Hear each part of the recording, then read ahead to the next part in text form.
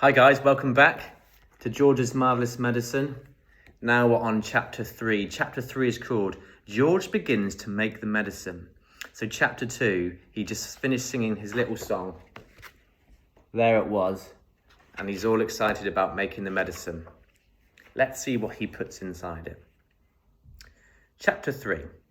George took an enormous saucepan out of the cupboard and placed it on the kitchen table. "George," came the shrill voice from the next room. "What are you doing?" "Nothing, Grandma," he called out. "You needn't think I can't hear you just because you'll close the door. You're rattling the saucepans." "I'm just tidying the kitchen, Grandma." Then there was silence. George had absolutely no doubts whatsoever about how he was going to make his famous medicine. He wasn't going to fool about wondering whether to put it in a little bit of this or put in a little bit of that. Quite simply, he was going to put everything he could find in it. There would be no messing about, no hesitating, no wondering whether a particular thing would knock the old girl sideways or not. The rule would be this: whatever he saw, if it was runny or powdery or gooey, in it went. Nobody had ever made a medicine like that before.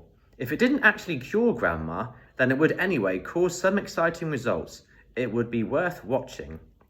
George decided to work his way around the various rooms one at a time and see what they had to offer. He would go first to the bathroom.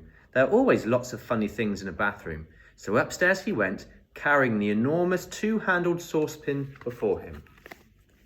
That's a big saucepan, and he's going upstairs. In the bathroom, he gazed longingly at the famous and dreaded medicine cupboard, but he didn't go near it. It was the only thing in the entire house he was forbidden to touch.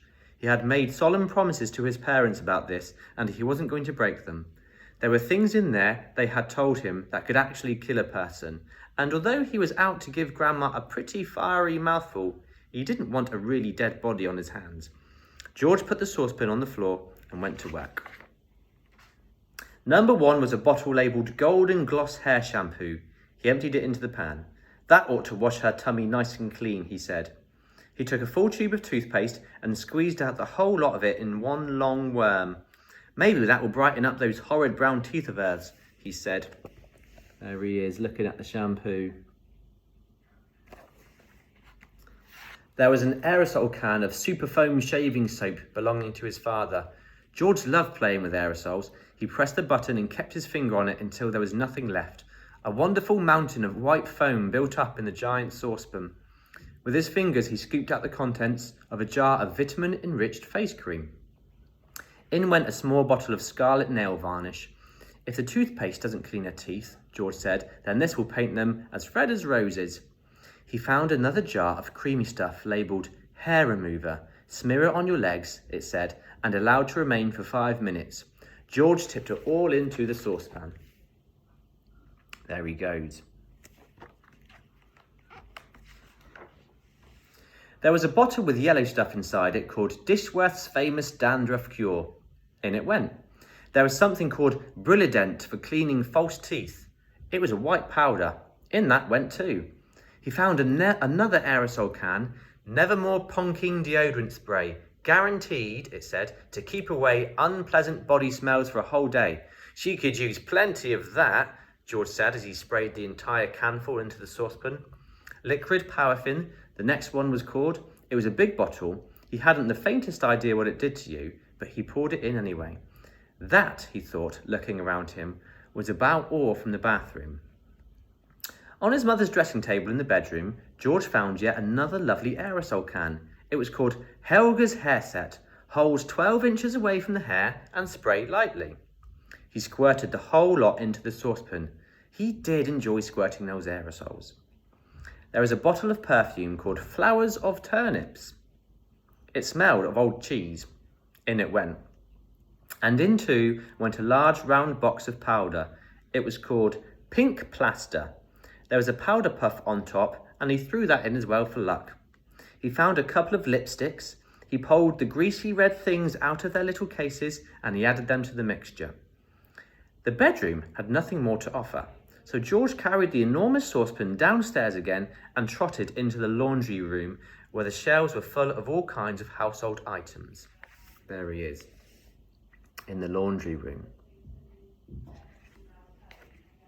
The first one he took down was a large box of super white for automatic washing machines. Dirt, it said, will disappear like magic. George didn't know whether Grandma was automatic or not, but she was certainly a dirty old woman, so she'd better have it all, he said, tipping the whole boxful in. Then there was a big tin of Waxwell floor polish. It removes filth and foul messes from your floor and leaves everything shiny bright, it said. George scooped the orange-coloured waxy stuff out of the tin and plonked it into the pan. There was a round cardboard carton labelled flea powder for dogs. Keep well away from the dog's food, it said, because this powder, if eaten, will make the dog explode. Good, said George, pouring it all in the saucepan. He found a box of canary seed on the shelf. Perhaps it will make the old bird sing, he said, and in it went. Next, George explored the box with shoe cleaning materials, brushes and tins and dusters.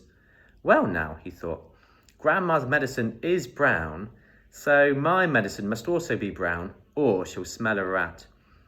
The way to colour it, he decided, would be with brown shoe polish. The large tin he chose was labelled dark tan. Splendid. He scooped it all out with an old spoon and plopped it into the pan. He would stir it all up later. On his way back to the kitchen, George saw a bottle of gin standing on the sideboard. Grandma is very fond of gin. She was allowed to have a small nip of it every morning. Now he would give her a treat. He poured the whole bottle in. Back in the kitchen, George put the huge saucepan on the table and went over to the cupboard that served as a larder. The shelves were bulging with bottles and jars of every sort. He chose the following and emptied them one by one into the saucepan. 1 tin of curry powder, 1 tin of mustard powder, a bottle of extra hot chili sauce, a whole tin of black peppercorns, and a bottle of horseradish sauce. Those are all very hot things. There, he said aloud, that should do it. George, came the screechy voice from the next room. Who are you talking to? What are you up to? Nothing, Grandma, absolutely nothing, he called back. Is it time for my medicine yet? No, Grandma, not for about half an hour. Well, just you don't forget it. I won't, Grandma, George answered with a smile. I promise I won't. The next chapter is called for chapter 4.